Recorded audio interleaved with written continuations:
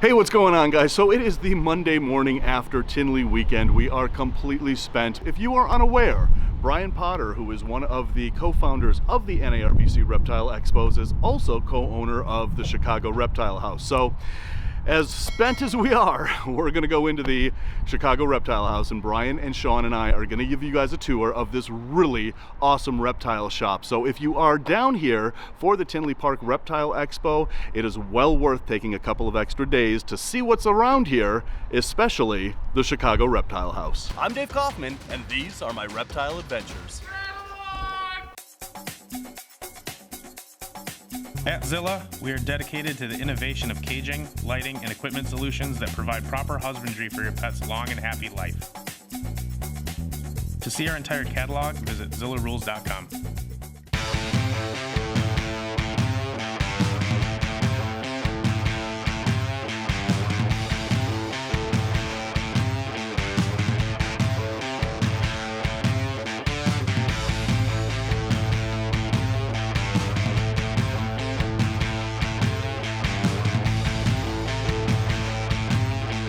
So, Brian Potter, it is the morning, it is Monday morning after Tinley. Back here for the first time. I think the first time I was, well, the last time I was here, let's just say. See, it's already starting. Last time, maybe? 2008, to film the movie Herpers. Chicago Reptile House was created during a 4-year stint in the Marine Corps with my partner Jeff Ledico. Him and I were in an attack helicopter squadron in California, and whenever we weren't basically flying around in helicopters, we were hanging out with reptiles. And that was the last time I was here. So in all the times that I've been at Tinley, you know, you come in on a Thursday night and you leave right after the show on Sunday.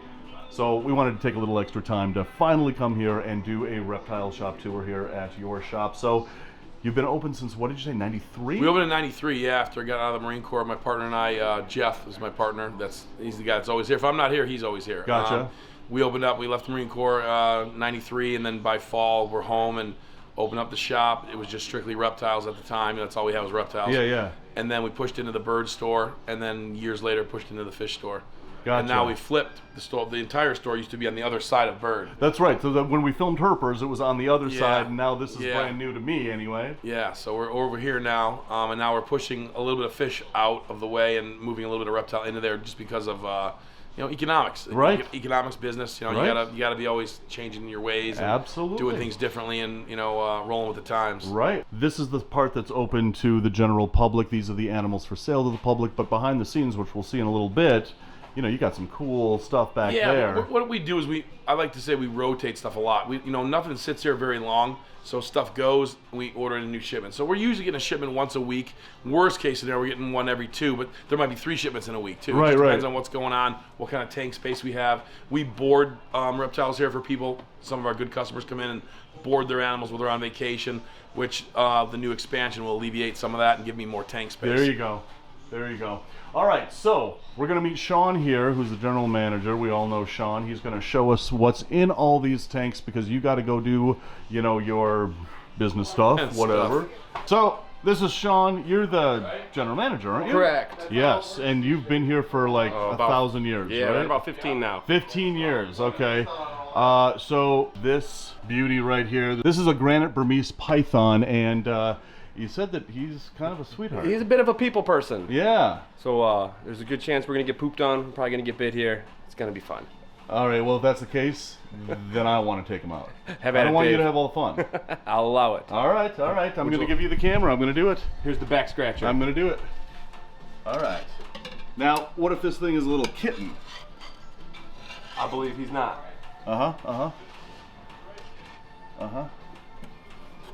Dude, what are you talking about? This is a kitten. Look at this. Look at how awesome she is. However, look what she's doing. She's now getting agitated. She's getting those rapid tongue flicks. And that tells me that, and when snakes get really jumpy like that, rapid tongue flicks, that means that somebody's about to get bit, and that person could be me. I don't like you looking at me like that. So let's get you looking over there. But so far, so good. But I wanted to bring this guy out because Granite Burmese pythons, they are one of my favorite morphs. And I know that I say that about a lot of morphs because, let's face it, there's a lot of cool morphs out there, but Granite in Burmese pythons, man, that is something special, because if you look at that head, it really kind of takes all the normal pattern out of that head and really gives it this kind of almost patternless looking head. But just look at that jumbly granite pattern. That's what I love about these granite Burmese pythons, man. These are just awesome snakes. But so you said that I was going to get pooped on and bit, and so far that has not happened. I'll have to take over for the snake then, Dave. All right. So give me the camera here, and now you take the snake and let's see what happens. Well, see, now I calmed him down for you. You tamed him. I tamed him. Way to go, Dave. That's right. The snake whisperer. That's right. Such a good little dude. All right, so moving on here, we've got like tons of bearded dragons. We've got Ackies up here, which are always awesome. What's your favorite thing here? Oh, probably the ornate Uromastyx right now. Uh-huh. You can't go wrong with a blue lizard. So when they're young like this, their colors have not popped like they do when they reach adulthood. But man, these are still such cool lizards. And what are you keeping that hot spot at? Oh, they're about 135 degrees there. Exactly. So when I was in Israel, I did Uromastyx in the wild video. And man, the habitat for these guys, there is no vegetation whatsoever. It is all rock. It looks like you're on Mars. And these guys are just sitting out on these cliff faces. And I think I clocked it at maybe 120, 130 degrees, and they are sitting out there loving life. You've got to keep these guys sunny and hot in their hot spots. We got an emerald tree boa here, which is, I mean, who doesn't love an emerald tree boa? Unfortunately, this one is sold. What's this guy like?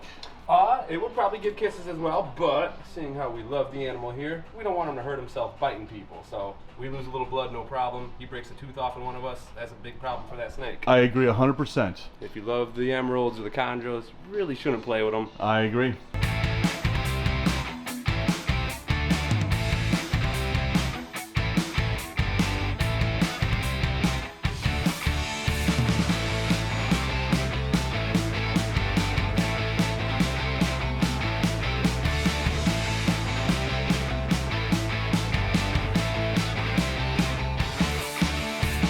Coming over here, this is the colubrid wall. Correct, this is the old snake wall, which is being replaced in the process with our facelift that we're currently doing. But there's some animals back here. Yeah. But that's a sign of a really good reptile shop, is that you're constantly evolving, constantly see, morning after Tinley, constantly improving, and that is so cool. And speaking of cool, who doesn't love a little ornery Cal King? Nasty little thing. Yeah. He's got some spirit, but that's a desert phase. So that's the desert phase is the really rich black and white, that high contrast black and white. These little dudes are one of my favorites. Their eyes, love these guys. Their eye king, or the Mexican variable mountain king snake. That's right. So these guys are variable because they come in a lot of different colors and a lot of different patterns, but they're all the same king snake. See, look at this. So that would generally be known as the milk snake phase of the variable king, because it kind of looks like a milk snake, but it's the exact same snake that we just saw before, and that's why they're called variable king snakes, because they are variable. Variable, right. All right, let's see what's over on this wall. We got some leopards, we got some fat tails. Who doesn't love a super snow leopard gecko? You know, there are now so many different genes and color morphs of leopard geckos. Even me, I'm having trouble keeping track of them all. I mean, aren't these like the perfect pet lizard? Absolutely. Low maintenance, simple to keep, and adorable. Absolutely. And in comparison to leopard geckos, we've got these guys, which are fat-tailed geckos. They are related to leopard geckos, but these guys come from West Africa, whereas leopard geckos come from Pakistan and India, that whole area. They come from Southeast Asia. South Asia, I guess. That wouldn't be Southeast Asia. All right, guys, so comment below and let me know what you like better. Do you like leopard geckos better, or do you like fat-tailed geckos? And let me know why. All right, we're going to continue on with this tour. What else we got around here? Oh, we got some bird poop. Bird poop. Because of how many birds we have in our bird Yeah, store. so on the other side of this wall over here is the birds and then the fish. And so, that being said, you have to have the bird poop frogs. Correct. A little bit of poop on display over here. All right. Who doesn't love poop? Gotta look real closely at it, make sure it is in fact a frog and not a piece of bird doo-doo. And the only way to tell if that's a frog or bird poop is to lick it. Correct. And if it tastes like a frog, well, chances are it's a frog. We're gonna go back to Brian over here and we are going to see what the difference is. So what do we got here? We got a bunch of bananas here. Same clutch. Same clutch. What was the pairing? Banana, and Yeah. what? Just banana to banana? Yep. Okay. All right. So obviously this is banana because you see those rich purples, you see the high contrast. That's obviously banana. But then you look at this guy over here and you see that he's a little bit more bleached out. Those colors aren't as contrasty. I'm going to call that the super banana. So I agree. Yep. And this guy is so on the fence. I'm thinking of Enchi. I think there's Enchi. That could very well be an inchy banana. Because if you look at this banana over here, you've got those really high contrast, those really popping colors. And in this dude, you've got that contrast and those popping colors, but not really as much as you do on this banana, and certainly not as much as you do on the super banana. But you look up at this guy, that guy is definitely super banana. So banana is actually a codom, and you think about that as like a visual heterozygous animal. So when you have a banana to a banana, you get super bananas, and that's what these are. You get those really delicate colors, not as contrasty, but really super cool snake.